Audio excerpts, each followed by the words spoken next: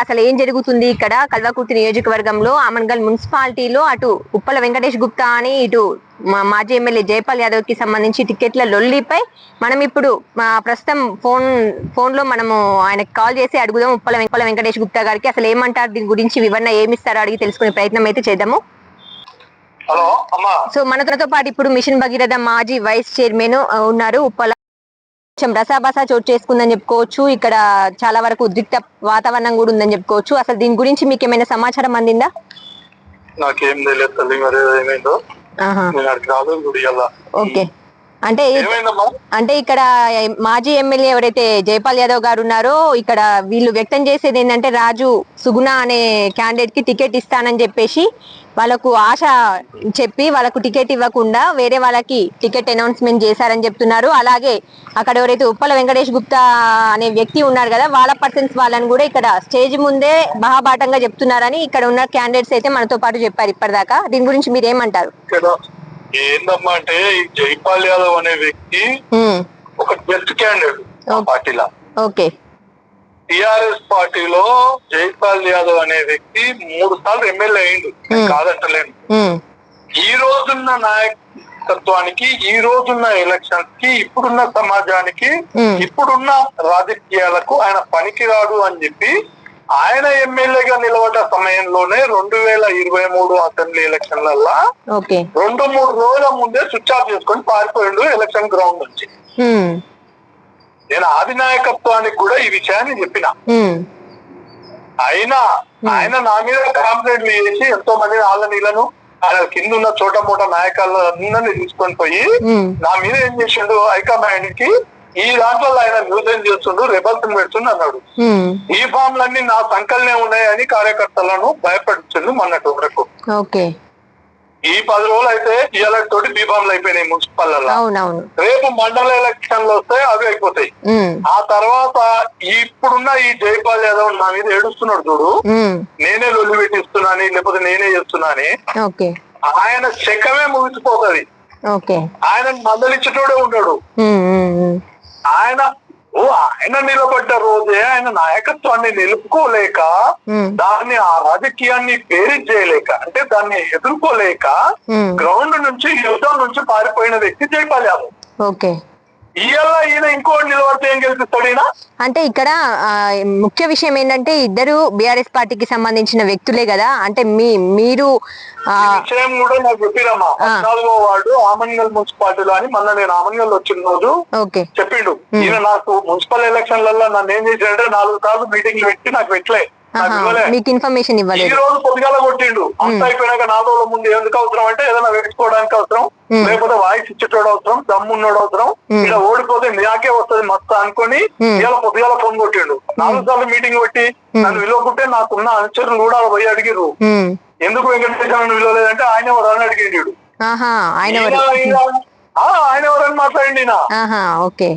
ఈయన ఎలక్షన్ కమ్మా మీరు నమ్ముతారో నమ్మరో 3-4 కోట్ల రూపాయలు నేను దండకు కట్టిన. నిలబడ్డాడు ఆయన ఖర్చు పెట్టలేదమ్మా, నేను ఖర్చు చేసిన. సార్ ఇప్పుడు అంటే లేదు, ఆయన నిలబడ్డప్పుడు రోజు 3 సార్లు చేసిండు నాకు 2 నెలలు. ఏమన్నా నేనేడు ఎదుగుతాను అని చెప్పి, నేను ఆయన నేడ తొక్కేస్తాను అని చెప్పి ఆయన ఏం చేస్తున్నాడు, నాకు ఫోన్ కూడా చేయలే, నాకు చెప్పని కూడా చెప్పలేదు, నన్ను నేను లేకుండా మీటింగ్లు పెట్టిండు.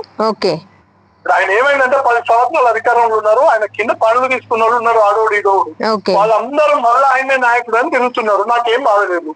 మళ్ళా కేసీఆర్ గారు ఆయనకే టికెట్ ఇచ్చినా నేను పార్టీలో ఉన్నా. ఆయన నా సాధన అయితే నాకు టికెట్ తెచ్చుకుంటా, లేకపోతే ఆయనకు వస్తే ఆయనకే వస్తుంది. ఇంకా 3 ఏళ్ళు ఉన్నాయి, ఇలాగైతే కాదు కదా ఎలక్షన్. ఇప్పుడు కలుపుకొని పోవాలనే భావన జైపాల్ యాదవ్ కు లేదు. ఇంకోటి ఎలక్షన్లలో జైపాల్ యాదవ్ గెలిపిస్తాడని నేను భ్రమిస్తలేను, నేను నమ్మట్లేదు. ఎందుకంటే ఆయన నిలబడడానికి దిక్కులేదు. ఆయన్ని జెండర్ చేసేసి పోయిండు, పారిపోయిండు. ఎలక్షన్ గ్రౌండ్ నుంచి కాంగ్రెస్ వాళ్ళు, బీజేపీ వాళ్ళు కోట్ల రూపాయలు ఓటుకు 1000-2000 ఇచ్చి దండం పెడుతుంటే, మనోధైర్యం చెప్తుంటే ఈయన కనీసం పైసలు ఇవ్వకుండా సరే కాళ్ళు మొక్కుదాం, నా దగ్గర డబ్బులు లేవు, నేను కాళ్ళు మొక్తా, ఓటేపిద్దాం, మీరు భయపడకుండా తన్ని అని కూడా గ్రౌండ్ లో లేడు. ఓ స్విచ్ ఆఫ్ చేసుకుని పెట్టిపోయాడు. పెన్ల మీద పుస్తలు అమ్మి ఒక్కొక్క నాయకుడు గ్రామాలల్లో వార్డు నెంబరు, సర్పంచులు ఎంతో మంది పెన్ల మీద పుస్తలు అమ్మి కుదువ పెట్టి ఆ ఇజ్జత్ కొరకు తలెత్తుకొని తిరగడానికి కొరకు ఏ గ్రామంలో ఏ వార్డులో ఆ వార్డులు ప్రయత్నం చేసిరు ఆయన నిలబడ్డప్పుడు. ఇక ఈ రోజు నిలబడ్డ కౌన్సిలర్లను ఆయన గెలిపిస్తాడు. ఆయన ఏంటంటే నా సంస్థ ఈ న్యూస్ ను కూడా మీరు మాట్లాడేది కూడా హైకమాండ్ కు పంపమని చెప్తున్నాను నేను. జరిగింది కింది స్థాయిలో కూడా వెళ్ళాలి కదమ్మా వాళ్ళకి కూడా. అవునవును. ఇప్పుడు జైపాల్ యాదవ్ అసమర్థుడు అనేది పార్టీని చంపేస్తుండు. మా బాధ అది. నేను గతంలో ఎలక్షన్లలో ఆయన నెంబర్ లేడమ్మా. నేను ఆయన ఎలక్షన్లలో ఓడగొట్టింది నేనే అవన్గల్లా. ఆచారికి వెళ్ళడానికి కారణం నేనే. ఈయన నన్ను ఏం చేసిండు, అలపుండపల్లిలో నన్ను దొక్కేయాలని చూసిండు రాజకీయంగా. నేను ఆడ ఆయన దొక్కేసి అవన్గల్లా దొక్కేసిన మళ్ళా. ఇప్పుడు ఇండిపెండెంట్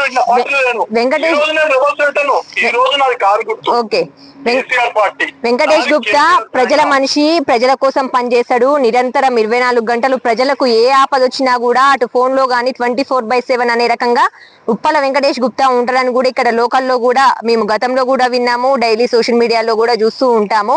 సో మరి మీకేమన్నా మంచి పేరు వస్తుంది అటు అధిష్టానం నుంచి, లేకపోతే రాబోయే రోజుల్లో మీకే ఎమ్మెల్యే టికెట్ వస్తుంది అని చెప్పి నిరుత్సాహంతో ఉన్న మరి మాజీ ఎమ్మెల్యే ఈ రకంగా ఏమన్నా చేస్తున్నారని అనుకోవచ్చా మనం?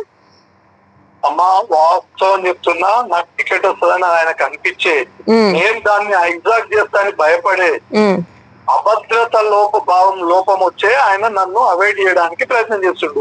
కానీ ప్రజలలో ఉన్న వ్యక్తి ఎప్పుడు లోన్ కాడు, లోపలి కాడు. ఆయనే లోపలికి వెళ్తాడు.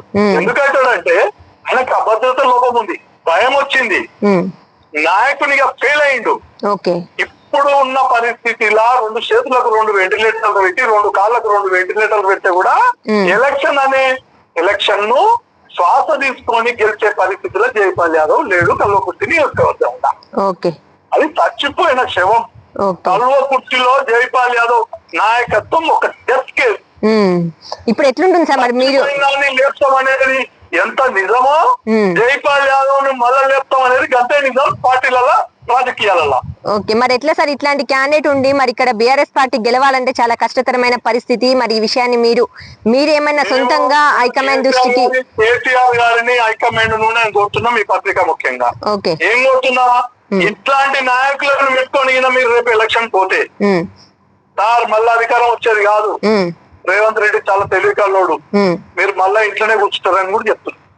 నెక్స్ట్ మీ కార్యాచరణ ఏమన్నా ఉంటుందా సార్? మరి ఇప్పుడు వీళ్ళకి మిమ్మల్ని నమ్ముకున్న మిమ్మల్ని కేటీఆర్ నాకు బాసమ్మా, కేటీఆర్ గారు జెండాలు ఉన్నాం, చచ్చిపోయే వరకు అదే పార్టీలో ఉంటాం, పార్టీ మారం. నిన్న మొన్న బీజేపీలో పోవాలని ట్రైల్ వేసిండు. ఆయన పార్టీని చంపేసి బయటకు వెళ్ళిపోదామని చూస్తుండే ఆయన. మరి ఇప్పుడు మిమ్మల్ని నమ్ముకున్న ఇక్కడ ఉన్నటువంటి అభ్యర్థి ఎవరైతే ఉన్నారో సుగుణ వర్గీయులు, వీళ్ళకెట్లా అన్ని రకాలుగా నాకంటూ ప్రయత్నం చేసిన నా వ్యక్తులు ఉన్నారు.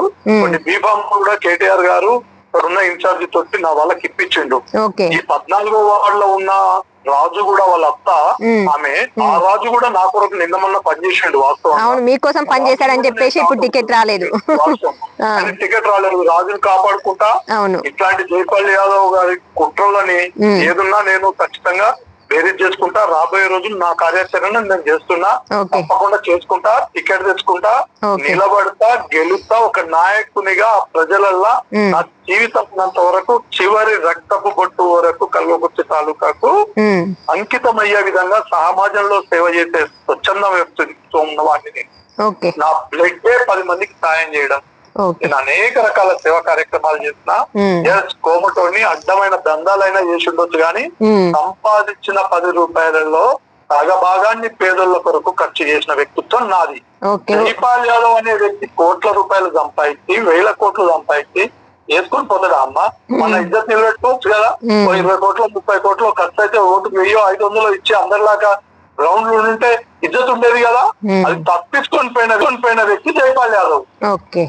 Okay sir, thank you sir, thank you. మీరు ఇప్పటిదాకా లైవ్ లో ఉన్నారు. Thank you very much.